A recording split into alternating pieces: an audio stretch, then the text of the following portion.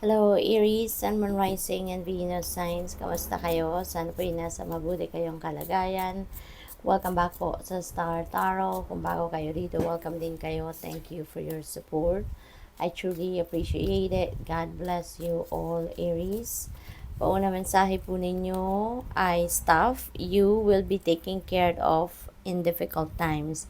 Yan, kaya wala kayong dapat na ipag-alala, no, Aries, kasi there is a promise sa inyo na aalagaan kayo, no? You will be taken care of, no, lalo-lalo na pagdating sa mga difficult times, lalo-lalo doon sa mga panahon na meron kayo mga pinagdadaanan, mahirap na sitwasyon. We have boot, increase your efforts if you want to achieve your goals. Ayan, kung gusto niyo daw, no, na ma-achieve ninyo, mga goals ninyo, makamit ninyo, matupad ninyo yung kung ano man ang mga gusto ninyong marating or gusto ninyong ma-accomplish, kailangan ninyo na dagdagan pa yung effort ninyo, magsipag pa kayo, mag-persevere pa kayo, yung ganon, no? What else? We have wishbone. A wish is granted. Ayan. So, napakaganda naman, Aries. Kasi a wish is granted. At kung ano to, no? Ano man itong wish na ito, that will be granted to you. Kung ano man ang wish na to, yan ay makukuha mo na. Ibibigay na sa'yo. Yung gano'n, no? Kaya, ano to, tawag dito, kung hindi pa to nangyayari or kung hindi pa dumadating sa buhay ninyo ito, maghintay lang kayo. Kasi, kumbaga sa spirit realm, approve na to, no? Binigay na to, okay na to. So, kumbaga, parating na sa'yo, okay? What else? We have bowl, plenty of material things, Aries. Marami ang paparating na material na bagay. Marami kayong maa-acquire ngayon, ano, na material na bagay. So, pwede rin na ang ganap dito, maraming pera siguro ang dadating sa inyo para maka-acquire kayo, no, ng mga material na bagay na to.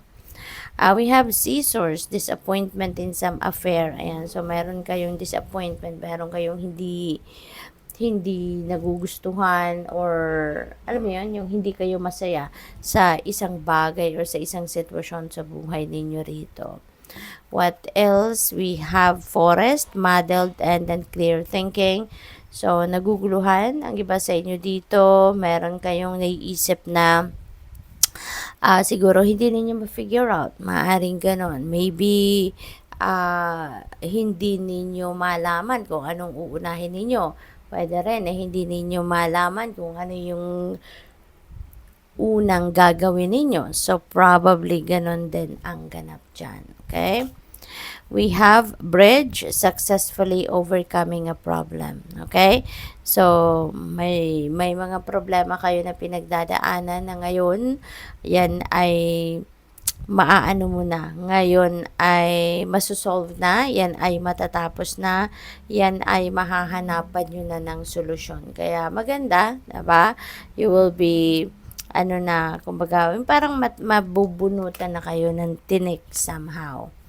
We have happiness. Wow. So, ayan, Aries. Magiging masaya na kayo. Kasi nga, ma-overcome mo na yung mga problema. Kasi kaya, syempre, walang rason para hindi ka maging masaya, 'di ba? At kahit itong naguguluhan kayo, kung ano man ang sitwasyon na to, that's going to fade away na. No, malilinawan na to. You will get the enlightenment or clarity, no, that you are seeking. We have man, dealings or relationship with a man.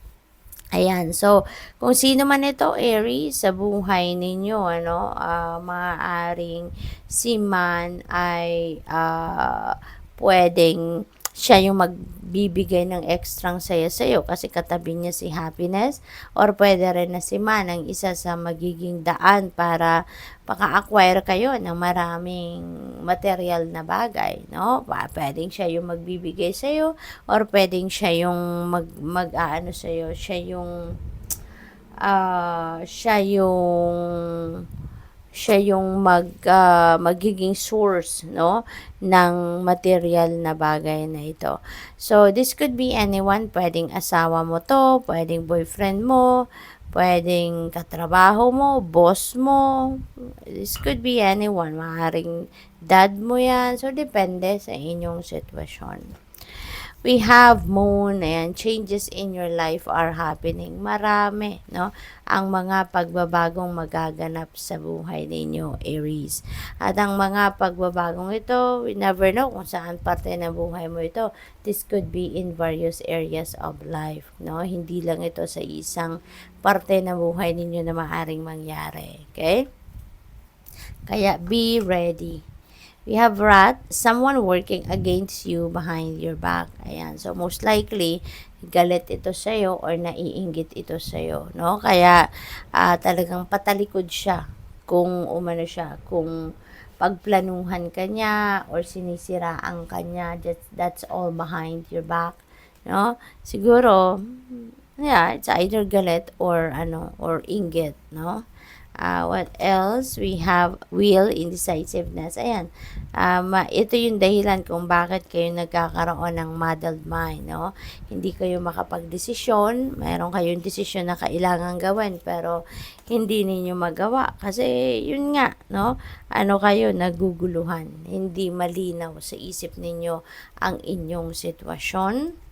We have star, guaranteed success, no? Isa rin ito, kaya magiging masaya ka kasi merong tagumpay na makakamit kayo. Kaya, magbubunga na yung effort ninyo dyan, diba? Magiging matagumpay na kayo. At ito rin, meron kayong isa pang tagumpay, diba? Yung pagharap ninyo sa mga problema, pagtatagumpayan nyo din yan. Kaya, magiging masaya din kayo.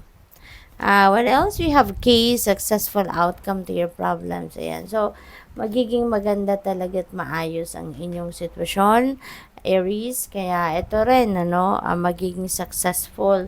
Magkakaroon ng successful outcome, magandang resulta yung pagharap ninyo sa hamon ng buhay, no? Masusolusyonan mo kung ano man ang mga problema dyan. Throne, position of authority, maaaring isa to sa mga makakatulong sa iyo sa inyong sitwasyon sa pagharap ng mga problema, pag-solve ng mga problema. You're going to be dealing with this person of authority. Baka isa itong nasa mataas na posisyon sa kanyang trabaho, baka yan ang lalapitan mo, 'di ba? At baka siya yung mag-a-advise sa iyo or tutulong talaga kung ano ang kailanganin mong para ma-solve ang inyong mga problema. So, good luck sa'yo. Thank you for watching. Love and light. Namaste.